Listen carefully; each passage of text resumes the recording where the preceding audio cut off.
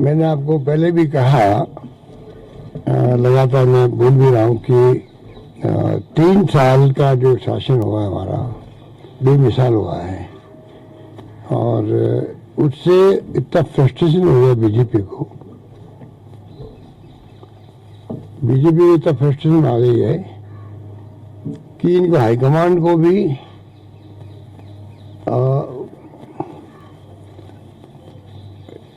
आगे आके इनको कहना पड़ रहा है, अरे भाई कौन बोल रहे हैं, कौन बात कर रहे हैं, तो उनको भी कहना पड़ रहा है कि आप कर क्या रहे हो। आज 3 साल बाद में मुझे इस बात की बहुत प्रसन्नता है कि आम जनता का आशीर्वाद सहयोग समर्थन सरकार को मिल रहा है। जो कहते हैं कि सरकार विरोधी लहर पैदा होती है 2-2.5 साल बाद में हो जाती है, 3 साल के बाद में भी सबको एहसास हो गया है आम जनता हमारे कामों से खुश है। जो हमने फैसले किए हैं, चाहे कोरोना का हो मैनेजमेंट, चाहे शिक्षा में, स्वास्थ्य में, पानी में, बिजली में, सड़कों में, सब में, उससे बहुत फ्रस्ट्रेशन आ गए। हर जो इश्यू नहीं होता नॉन इश्यू को इश्यू बना रही लोग, नॉन इश्यू को इश्यू बनाने का इन्होंने धंधा कर रखा है। धंधा करने का हो गया मतलब कि कोई इश्यू बनता ही नहीं तो धंधा कर रहा है। मतलब एक प्रकार से हर चीज को आप तो मीडिया के माध्यम से आप ट्रायल करते रहो, मीडिया ट्रायल करवाने के लिए। तो ये जो स्थिति बनी है वो मैं महसूस करता हूँ अमृत की घटना के वक्त में भी और अभी भी महसूस करता हूँ। 25 लाख के लगभग छात्रों ने या नौजवानों ने भाग लिया। हम कितने हमने आप समझ लीजिए कि उनके प्रति ये भावना होनी थी सबकी कि भाई कैसे 25 लाख लोग जेलों में जाएंगे, कहाँ तो रुकेंगे, कहाँ खाना खाएंगे। सर्दी का वक्त है तो हमने तमाम जगह मैनेजमेंट, मैंने खुद मीटिंग बुलाई और हमने उनको सारे बसें फ्री की थी पहले रोडवेज की, फिर मालूम पड़ा तो कम पड़ रही थी वह प्राइवेट बसें करो और सब सुविधा में दी उनको। कलेक्टर को कहा गया आप एनजीओ से संपर्क करें जिलों के अंदर, प्रयास करें कि रात को रहने में तकलीफ नहीं आए, आराम से कुछ खाने पीने की व्यवस्था को एनजीओ करे। और मुझे खुशी है कि जो कोरोना में देखने को मिला लोगों का जो भाव कि सबने मुझे लड़ी किसी गरीब को भूखा नहीं सोने दिया।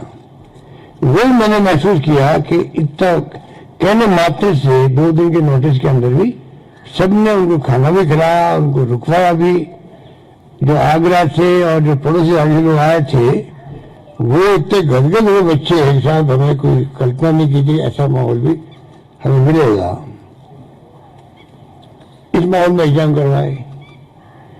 एग्जाम के बाद में जब जो पेपर लीक की खबर आई, इमीडिएटली एसओजी को केस दिया गया, एसओजी केस दिया गया। और आप देखिएगा अभी माहौल पूरे कंट्री में बना रहा है किस प्रकार पेपर लीक हो रहे हैं, ये क्यों हो रहे हैं, ये नौबत क्यों आ रही है। उस पर भी भारत सरकार को सोचना चाहिए, राज्य सरकार को सोचना चाहिए नौबत क्यों आ रही है कि बच्चे जो हैं वो गैंग बना करके पेपर आउट करने के षड्यंत्र में लग जाते हैं। ये नौबत क्यों आई है, उसको ठीक नहीं आ सकता, वो अलग इश्यू है। केंद्र सरकार में 3 पेपर आउट हो गए, 21 में, 17 में और 21 में। थर्ड सेना के लिए सामान्य सैनिक भर्ती, SSC, CGL, UGC net 2021, Hindi की परीक्षा, ये सब आउट हुए हैं। उत्तर प्रदेश में हुए हैं 21 के अंदर, 18 के अंदर। हरियाणा में हुए हैं 21 के अंदर। उत्तराखंड में हुआ है 16 के अंदर 2 बार। गुजरात में हुआ है दिसंबर 21 के अंदर अभी। महाराष्ट्र में भी हुए हैं, गुजरात में 18 में भी हुए हैं, महाराष्ट्र में अब 21 में हुए हैं 2 बार। मध्य प्रदेश में 20 में भी हुआ, 21 में भी हुआ है। और हिमाचल प्रदेश में भी 20 में हुआ है, कर्नाटक का भी 20 में हुआ है। अधिकांश जगह पर ये नियुक्ति निरस्त भी की गई है, बिल्कुल सब जगह निरस्त की गई है। ये जो हालात बन रहे हैं, ये बहुत ही चिंताजनक स्थिति है, क्योंकि वैसे भी रोजगार के लिए आज देश में महंगाई के अलावा, महंगाई के बाद में रोजगार की स्थिति विस्फोटक बनती जा रही है, विस्फोटक। जो बिहार में देखा आपने, ट्रेन जला दी गई अभी, सालों बाद सुनते हुए ट्रेन जलाने की नौबत भी आई है। ये शुभ संकेत नहीं है पूरे देशवासियों के लिए, देश के लिए और सरकारों के लिए भी। तो मैं सब सरकारों को शामिल करता हूँ, तो करने की तो राज्य की सरकार, सरकार ही होती है, पर अच्छी संकेत नहीं है कि तब विस्फोटक स्थिति है, नौकरी मिल नहीं रही है, इन्वेस्टमेंट आ नहीं रहा बाहर से भी, कोरोना अलग ऊपर से आ गया, तो आप देखिएगा कि इन्वेस्टमेंट नहीं आने, प्राइवेट सेक्टर में नौकरी कैसे लगेगी और विस्फोटक स्थिति बनती है। कोई माहौल बना हुआ है और उसके अंदर सरकार ने करीब 1 लाख नौकरी नियुक्ति दी राजस्थान के अंदर, 90,000 के आसपास का प्रक्रिया चल रही है। उसके अंदर अच्छे माहौल में हम चाहते थे कि राजस्थान में कोशिश करें, इन्वेस्टमेंट 22 एक इवेंट होने जा रही थी, वो भी पोस्टपोन हो गई इस कोरोना के कारण से। और कैसे प्राइवेट सेक्टर में, कैसे पब्लिक सेक्टर में हम लोग नौकरियां दें, ये हमारी प्रायोरिटी है। पर बीजेपी ने जिस रूप में बिहेव किया है वो अच्छा नहीं किया है। बीजेपी जो व्यवहार किया ना, वो मैं समझता हूँ कि अगर मैं कहूँ कि कंडम करने लायक है तो कोई अतिशयोक्ति नहीं होगी।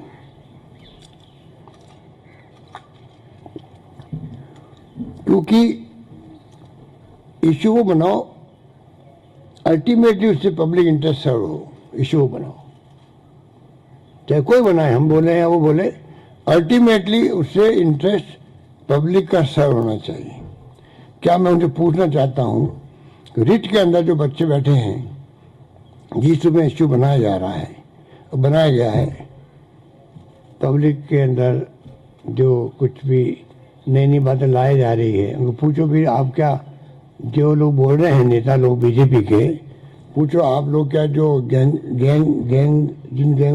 काम कर रही थी ये पेपर लीक करने की, उनके अगर आपके संपर्क हैं तो आप अगर भागीदार नहीं हैं आप उसके अंदर, और सरकार बदनाम करने षड्यंत्र आपका नहीं था, तो आप एग्जाम के पहले कह देते, तो बड़ी स्टेटमेंटशिप होती है आपकी कि भाई देखो हमारे पास खबर आई है और पेपर लीक हो सकते हैं, तो सरकार भी उस ढंग से पहले और प्रिकॉशन करती।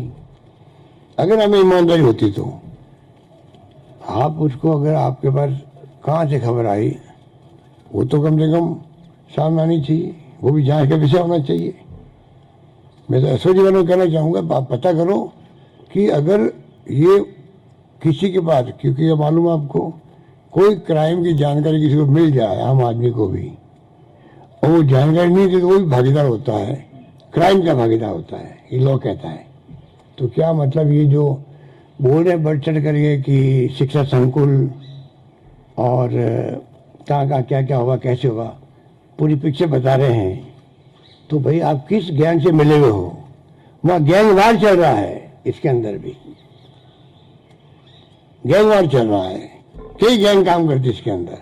आप किस गैंग से मिले हुए बताओ, वरना कोई कारण नहीं था। अगर आप पब्लिक इंटरेस्ट होता आपका, आप शिक्षा मंत्री को कहते, चीफ सेक्रेटरी को कहते, मान लीजिए डीजी पुलिस को कहते, तो ये आप समझ सकते हो क्या हो रहा है। इतने बड़े संख्या बच्चों का भविष्य है, तो हमने आज तय किया कैबिनेट की पूरी मीटिंग के अंदर कि भाई हम क्यों नहीं, जनता ही माई बाप है। देखिए जनता की जो खलक की आवाज़ खुदा की आवाज़ वाली बात थी, उसी ढंग से अगर मान लीजिए जनता में भावना है भाई पता नहीं लीक में कितने लोगों को फायदा पहुंचा होगा, एसओजी के आधार पे तो मैक्सिमम 300 लोग होंगे, 350 लोग होंगे, मुश्किल से होंगे, वो मुश्किल से होंगे। और एसओजी की कामयाबी को भी एप्रिशिएट नहीं कर रहा है। गुलाब सिंह कटारिया ने एप्रिशिएट किया तो दूसरे दिन, क्योंकि वो आरएसएस और बीजेपी के फासिस्ट लोग बार बार कहते हैं फासिस्ट लोग हैं, इनका विश्वास नहीं लोकतंत्र में, इसलिए सेकंड है उसको इतना दबाया गया कि उनको अपना बयान बदलना पड़ा। नेता प्रतिपक्ष को बयान बदलना पड़े, सच्चाई तो वो बोल दे उन्होंने, फिर दबाया कि नहीं अब तो आप तो कर क्या रहे हो, हमारा एजेंडा इस सरकार को बदनाम करने का। ये एजेंडा आपका दिल्ली से चल के आया है, यहाँ पर दिल्ली से चल के एजेंडा आया है इनका कि अब आपके पास में कुछ नहीं रहा है, 1.5 साल 2 साल बच्चे हैं, अब तो आप सरकार को झूठा ही बदनाम करो, कुछ भी करो, और उसमें इनकी मास्टरी है। काम कम करते हैं, मार्केटिंग ज्यादा करते हैं। उसी ढंग से ये बदनाम करने का भी आप देखिए इनको तरीका, रात दिन सोशल मीडिया इनके कब्जे में है। जो इनकी वो टोल आरे बैठी हुई है, उनका काम धंधा यही है, तो आप समझ सकते हो। तो आज मैं तय किया कि हम इस एग्जाम को L2 L1 में तो कोई पेपर आउट हुआ नहीं है, L2 का एग्जाम जो है उसको निरस्त करेंगे। और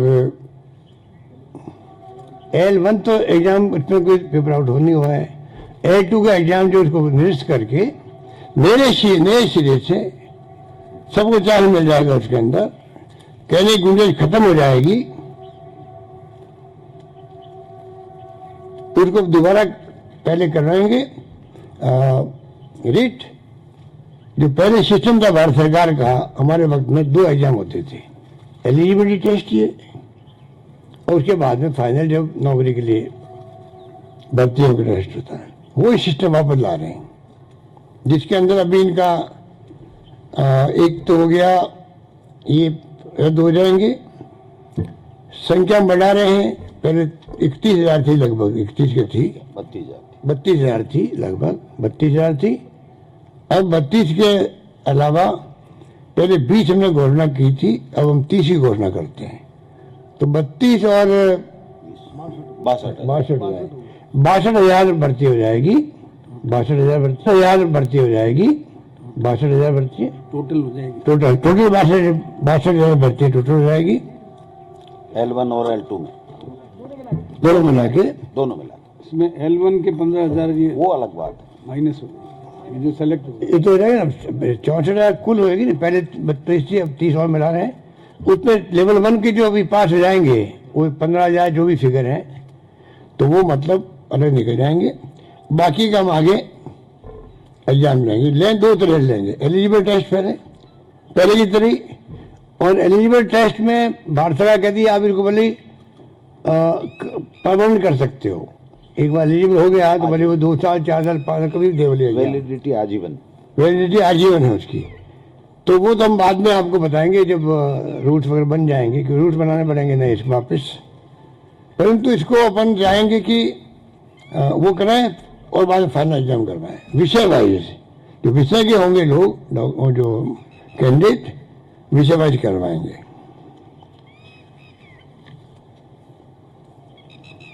10% है भाई, नियमों में संशोधन कर। अभी मई में पहले हमने कहा था 20,000 की जो भर्ती हमने कही थी, मई के लिए कही थी, तो 1 आधा महीना खिसक सकता है, क्योंकि वो रिपोर्ट आने वाली है। मिस्टर व्यास की अध्यक्षता में, जस्टिस व्यास की अध्यक्षता में जो कमेटी बनाई हमने, वो रिपोर्ट 15 मार्च तक आएगी कि आगे कोई फर्जीवाड़ा नहीं हो, पेपर लीक नहीं हो। तो रिपोर्ट आएगी तो उसको आधार बनाकर हम चाहेंगे कि जल्दी वो रिपोर्ट मिलते ही हम घोषणा कराएंगे कि एग्जाम कब होंगे, वो पूरा प्रोग्राम को दे दिया जाएगा। कानून भी कड़ा बना, और कानून जो ला रहे हैं असेंबली के अंदर इसको रोकने के लिए, वही कड़ा कानून लेके आएंगे। जो गुंजाइश नहीं रहे राजस्थान के अंदर, देखिए पिछले 10-15 साल हम देख रहे हैं कि एक तो कई तो जुडिशरी में अटक जाते हैं, कई बार मामले कोई भी व्यक्ति चला जाता है जुडिशरी के अंदर, और कई बार आप देखिए लीक होते हैं या इस कारण से अटक जाते हैं। बीजेपी शासन की भर्ती भी हमें पूरी करनी पड़ती है, चाहे आरपीएससी की हो, आरएस की, वो भी अपन ने करी, और चाहे वो टीचर की भी हो, अपन नहीं की अभी सरकार आने के बाद में। तो ये नौबत नहीं आनी चाहिए, जैसे यूपीएससी में हो रहा है, हम चाहते हैं यूपीएससी पैटर्न आरपीएससी फॉलो करे पूरी तरह से, बल्कि वो जो सबऑर्डिनेट सर्विसेज बोर्ड बना वो भी फॉलो करे, और बाकी सिस्टम ऐसा बन जाए जो कमेटी रिपोर्ट आएगी उसके आधार पर हम चाहेंगे कि ऐसा सिस्टम बने कि बिल्कुल इसमें स्मूथली बच्चों को टेंशन में नहीं हो, आराम से एग्जाम दे सके। ये बार बार आप कितने क्या बीतती होगी उनके ऊपर, क्या बीतती होगी कि पता नहीं अब क्या होगा। कई लोगों की जिंदगी में अवसर होता है, नौकरी लगने वाली है और ये क्या हो गया, पेपर आउट हो गया, पता नहीं कितने हो गया। और ये हमारे जो जिनका कोई कहना चाहिए कि कोई रेस्पॉन्सिबिलिटी नहीं लोगों की, बोलने के अंदर कुछ बोल जाते हैं। जब आप विश्वास करते हो एसओजी पर अच्छा काम कर रही है, उसके बाद में ये लोग जिस प्रकार से उन्होंने माहौल बनाया वो मैं समझता हूँ कि उचित नहीं है। और ये लोग जिस प्रकार से बोल रहे हैं, अपने बाधा काम ले रहे हैं, वो भी उचित नहीं है। देखिए उचित नहीं है। एज और होंगे उनको भी स्टिलन देंगे, और एज हो जाएंगे मानुष के कारण से, इसके उसको हम लोग इसमें छूट दे देंगे, मतलब उनको प्रॉब्लम नहीं आएगी। ये अनफॉर्चुनेट है। ये कोई हम लोग, ये आपको याद होगा मैंने कहा था सचिवालय के अंदर जब मांग की थी, हमारे मीडिया वालों ने पूछा भाई आप इसको एग्जाम को कैंसिल करेंगे, तो मैं कहा बहुत आसान काम है, परंतु लाखों बच्चों का भविष्य जुड़ा हुआ है, तो मैं इसलिए आप इसको क्यों सोचते हो कि कैंसिल हो एग्जाम। हमने देखा कि कोई तरीका निकाले जिससे कि ये एग्जाम हो जाए, सब्जेक्ट वाइज भी हो जाए। परंतु मैं देखा हम कुछ भी कर ले, जब तय कर बैठे हमारे विपक्ष के नेता लोग, हमें तो सरकार को बदनाम भी करना है, एग्जाम होने देंगे नहीं टाइम पे, ये आगे भी। इसलिए हमने कहा नए सिरे से शुरू करते हैं, जिससे कि टाइमली फिर एग्जाम होने लग जाए। हमको इससे खुश नहीं है, इस फैसले से। इनकी हरकतों से तंग आकर के हम देखते हैं कि बच्चों का भविष्य खराब क्यों हो। लाखों बच्चे होते हैं, परिवार होते हैं उनके, उनमें क्या बीतती है। तो ये फैसला हमने इसीलिए किया, और मैं चाहूंगा कि पूरा मीडिया और तमाम साथी इसमें अपने अपने स्टडी रखें और सब मिलकर हम राजस्थान में नई परंपरा डालें। क्या आज पक्ष विपक्ष को क्या हो गया है, ऐसा कभी देखा नहीं मैं आजकल। जो हरकतें हो रही है, बताइए आपको उचित है क्या ये? अध्यक्ष जी ने खुद ने देखा होगा, आपके सीकर में क्या किया इन्होंने, जयपुर में क्या किया। अब इनका कसूर नहीं है। जब इनके नेता दिल्ली में बोलते हैं डंके की चोट, पिछले साल में जो कमियां रही है उनको उजागर नहीं करेंगे। बताइए आप जो बोलोगे ऐसे तो आपके प्रेरणा लेंगे नीचे वाले भी।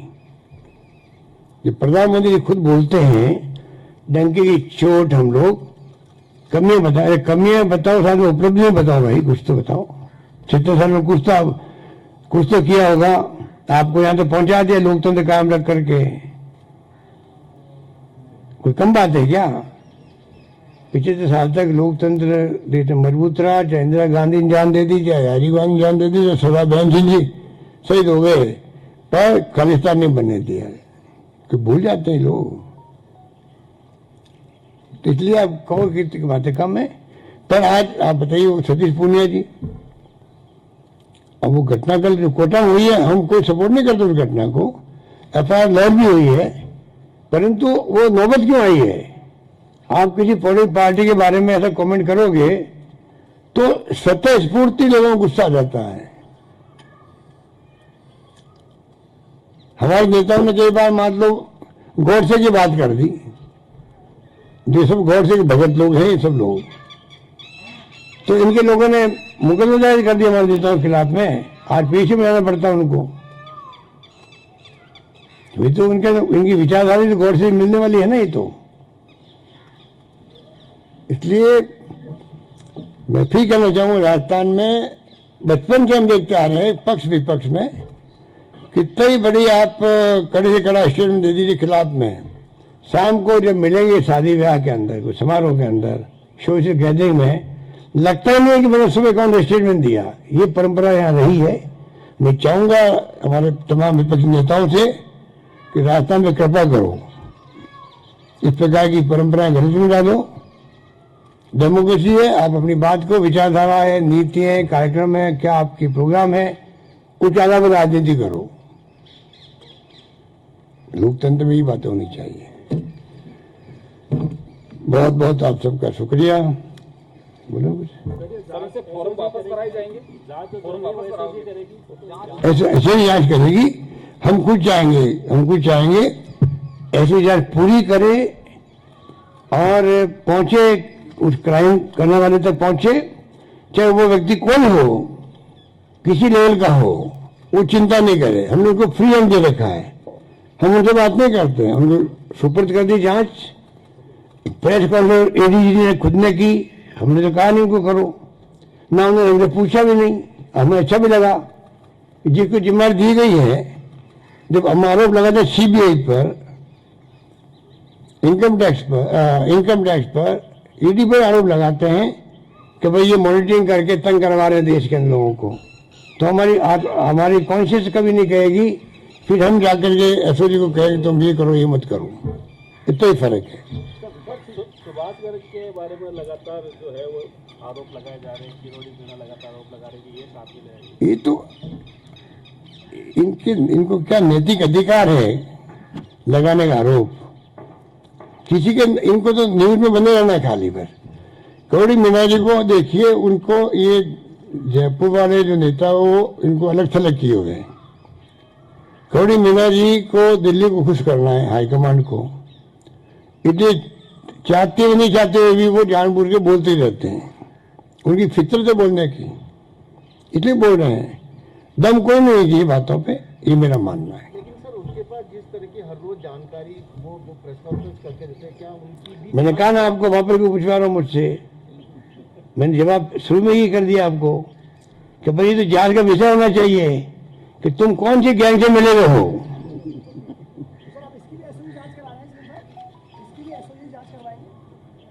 मैं कौन हूँ कहने वाला? एसओजी की ड्यूटी है कि जिसको जो उनको लगे कि ये जो हमने जांच बढ़ाई है आगे, इसमें जो अगर मान लीजिए उनको जरूरत पड़ेगी कि बयान देने के लिए बयान। सर किरोड़ीलाल मीणा जी ने कहा कि एसओजी जो है गलत दिशा में जांच कर रही है, सीबीआई अगर जांच करती तो दिशा सही हो सकती है। उनकी बातों में ज्यादा उनको सीरियस लेना नहीं चाहिए आपको। फॉर्म वापस कराए जाएंगे, फॉर्म वापस कंडक्ट कराने वाली एजेंसी बोर्ड ही रहेगी या कोई दूसरी? देखिए मैं देखता हूँ आप थोड़ा एंजॉय कीजिए 15 मार्च तक का जो रिपोर्ट आ जाएगी वो जो जस्टिस व्यास की, उसके बाद में हम सब तय करेंगे क्या करना चाहिए। घर पे वो लिख जाते हैं, इसके बारे में आपने बोल गए ना भाई आप, अभी ऑप्शन में थे क्या आप? अभी बोलो, अभी तो बोला हूँ मैं। इनके तो मैं जवाब दिया, इनके घर कुछ लिख जाते हैं, वो क्या कमेंट करते हैं, क्या हो रहा है, ये तो मैंने कहा आपको। सबसे पहले तो आप सबका स्वागत। आज राजस्थान में भारतीय जनता पार्टी के नेता अपने आपस के वर्चस्व की लड़ाई में 20 लाख युवा बेरोजगारों के भविष्य के साथ खिलवाड़ कर रहे हैं। 20 लाख युवाओं के साथ केवल और केवल आपस में मैं बड़ा कौन और अपने आला कमान को खुश करने के लिए किरोड़ी मीणा जी और सतीश पूनिया जी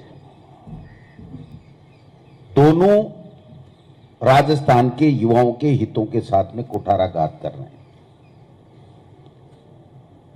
पेपर लीक, पेपर चोरी पहली घटना नहीं है, लेकिन ये पहला उदाहरण है जब सरकार ने आगे बढ़ करके, जब सूचना मिली, एसओजी को जांच दी और एसओजी को यह कहा गया कि आप पूरी तह तक जाइए, इसमें कौन सी गैंगें काम कर रही हैं, किस प्रकार से कर रही हैं, उसको पूरी तरीके से समाप्त करना है। यह हमारी सरकार का ऐतिहासिक फैसला। पहली बार राजस्थान में जो कर्मचारी संलिप्त पाया जाएगा उसको बर्खास्तगी का निर्णय किया गया। वो इसलिए किए गए कि राजस्थान के युवा के आशीर्वाद से हमारी सरकार कांग्रेस की सरकार बनी है। उस युवा को जो हमने हमारे जन घोषणा पत्र में कहा था कि हम आपको रोजगार देंगे, नौकरी देंगे, उस नौकरी की दिशा में हम हमारे 3 साल में उनके 3 साल से ज्यादा नौकरियां दे चुके और आगे उनकी 5 साल में जितनी नौकरियां दी उससे हम कहीं ज्यादा नौकरियां देने वाले हैं। 3 साल में गुड गवर्नेंस के कारण से ये लोग किसी भी बात का मुद्दा नहीं बना पाए और सरकार गिराने का षड्यंत्र किया, वो औंधे मुंह गिरे। उससे बौखलाए हुए दिल्ली में बैठे हुए भाजपा के नेता अमित शाह जी, मोदी जी और उसके साथी, और यहां पर 2 ग्रुप बल्कि 3 ग्रुप हैं। वसुंधरा राजे जी का ग्रुप, सतीश पूनिया प्रदेश अध्यक्ष है उनका ग्रुप, और किराड़ी मीना जी एकला चलो रे अपना ग्रुप। ये तीनों ग्रुपों ने अपनी वर्चस्व की लड़ाई में 20 लाख राजस्थान के युवाओं को सपनों को चकनाचूर करने का काम किया। उनको इंतजार करना चाहिए था एसओजी का, और मैंने पहले भी कहा था पीसीसी प्रेसिडेंट के नाते और तत्कालीन शिक्षा मंत्री के नाते कि आप कोई भी क्लू बताइए, कोई भी सूचना दीजिए, सरकार पूरी तरीके से जांच करेगी। जब भजनलाल नहीं मिल रहा था तो 1-1.5 महीने तक ये जांच धीमी पड़ गई। मैंने माननीय मुख्यमंत्री जी को आकर के कहा, इसी लोन में हम बैठे थे, कि मुख्यमंत्री जी युवाओं के कारण से हम लोग आए हैं। युवा ये महसूस करता है कि इस जांच को पूरी तह तक ले जाना चाहिए। इन्होंने तुरंत टेलीफोन उठाया और अशोक राठौड़ जी को कहा कि ये जांच आगे क्यों नहीं बढ़ रही है।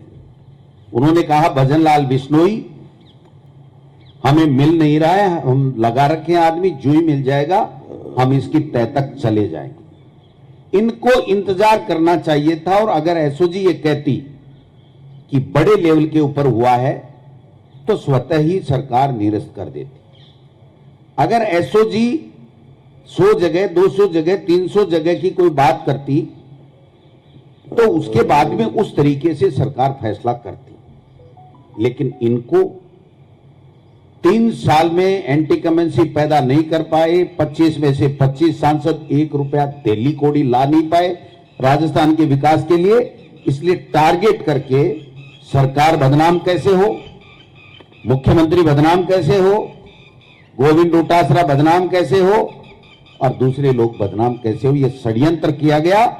हमारे खिलाफ तो षड्यंत्र करो, बदनाम करो, अगर हम सच्चे हैं तो सच्चे रहेंगे। इनके बदनाम करने से हम में से कोई भी बदनाम होने वाला नहीं है। लेकिन इन्होंने आज पाप किया उन 20 लाख लोगों के भविष्य के साथ में, क्योंकि ये भर्ती भी मुख्यमंत्री जी ने इसलिए बढ़ाई है कि युवा जिसके कारण से हम सरकार से आए उनके भविष्य के साथ खिलवाड़ नहीं होना चाहिए। और देश में आज बर्निंग इश्यू है।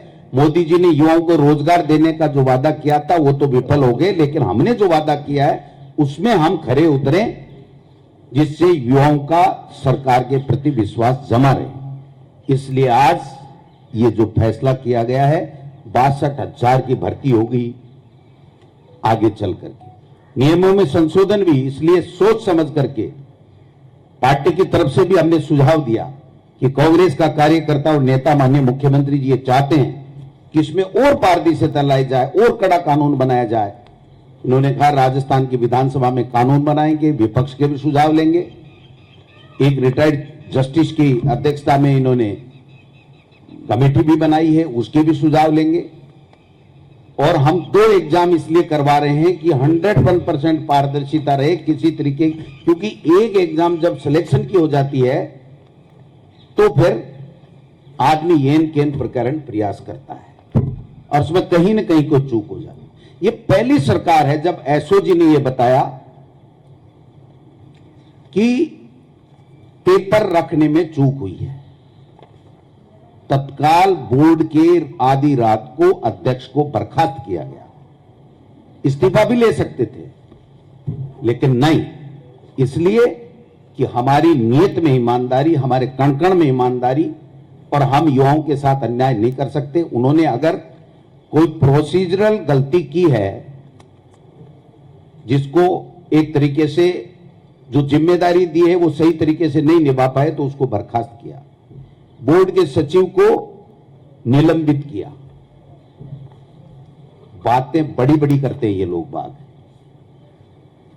किस प्रकार से मुख्यमंत्री जी ने कहा कहां से क्या तार जुड़े में कैसे सूचनाएं आ रही हैं, ये सब दूध का दूध पानी पानी होने वाला है, पानी का पानी हो जाएगा, चिंता करने की बात नहीं है। मेरे ऊपर व्यक्तिगत रूप से अगर किसी भी नेता ने कोई आरोप लगाया, एक आलपिन की नोक जितना आरोप साबित कर दे इस रीट भर्ती परीक्षा मेरे या मेरे परिवार के शामिल होने का, तो मैं आप सबके सामने कह रहा हूं, कोट कर लीजिए, जिंदगी में मैं और मेरा परिवार राजनीति नहीं करेंगे। 12 लोग फेल हो गए हो तो बताओ। लेकिन मेरे परिवार के 13 लोगों ने एग्जाम दिया, मैं विधानसभा में बताने वाला था। मेरे परिवार के 13 लोगों ने एग्जाम दिया, 13 में से एक भी पास नहीं हुआ। इनको शर्म आनी चाहिए। सुभाष गर्ग जी के पीएसओ के लिए अभी किरोड़ी जी ने बोला कि वो पास हो गया, पेपर लीक हो गया, 150 में से 29 नंबर आए। शर्म आनी चाहिए। ये युवाओं के भविष्य के साथ खिलवाड़ कर रहे हैं। ये कोई छोटी मोटी बात नहीं है। आप किसी के ऊपर मन मर्जी है जैसे आरोप लगा दो। अगर हिम्मत है तो तथ्य सत्य लाइए। मैं आप में से और बीजेपी के तमाम नेता जो अपने आप को तुरप खा समझते हैं, मैं उनको कहूंगा कि आप जांच कीजिए। अगर रीट के इस पेपर के अंदर गोविंद सिंह डोटासरा का कोई रिश्तेदार या उसका परिवार अगर शामिल मिल जाए, तो मैं पुनः कहना चाहता हूं, मैं उसी दिन राजनीति से संन्यास ले लूंगा। लेकिन इस तरह की बकवास, इस तरह की घिनौनी हरकत, ये केवल इसलिए कि इनके पास में राजस्थान की सरकार के गुड गवर्नेंस के खिलाफ कोई मुद्दा नहीं। अलवर की घटना का सीबीआई को जांच दे दी। आपके केंद्र में सरकार है, सीबीआई से तुरंत जांच कराओ और पर्दाफाश कराओ। आप पर्दाफाश कराओ ना। आपको पचमदरा की जो एनकाउंटर की बात थी उसकी जांच दे दी। आप उस दिन कर रहे थे, हमारे नेताओं का नाम ले रहे थे कि उनकी संलिप्तता, आप जांच कराओ, जेल में डालो किसी को। मैं हूं दोषी तो मुझे डालो, अगर और कोई नेता है तो और को डालो, लेकिन तुम पूरे काले हो कोयले की तरह। तुम हमारी सफेदी पे क्या दाग लगाओगे? इनकी औकात नहीं है, इनमें हिम्मत नहीं है। उन्होंने केवल इतना काम कर दिया कि जिन युवाओं को हम महीने 1.5 महीने में 32,000 युवाओं को नौकरी देना चाहते थे, उसमें से आधे बच्चों को अब 4, 6, 8 महीने इंतजार करना पड़ेगा। लेकिन हमारी सरकार ने, मुख्यमंत्री जी को धन्यवाद देना चाहूंगा पार्टी की तरफ से, कि हम और पद बढ़ाएंगे। हम बजट ला रहे हैं, और पद दे देंगे, लेकिन हम हमारे प्रदेश के युवाओं को नौकरी देके रहेंगे, चाहे ये कितना भी झूठ प्रपंच फैला लें, ये कभी कामयाब नहीं। धन्यवाद। ठीक है भाई, आज का मुद्दा यही है। आप बैठे हो यहाँ पे। अब आप सुनो, चिंतन शिविर की मैं बता दूं, आप चिंतन करो कौन लोग सही हैं, कौन लोग झूठे हैं। जो झूठे हैं उनको बेनकाब करो, जो सच्चे हैं उनकी सच्चाई जनता को दिखाओ, जिससे जनता खुश हो सके। धन्यवाद। थैंक यू भाई।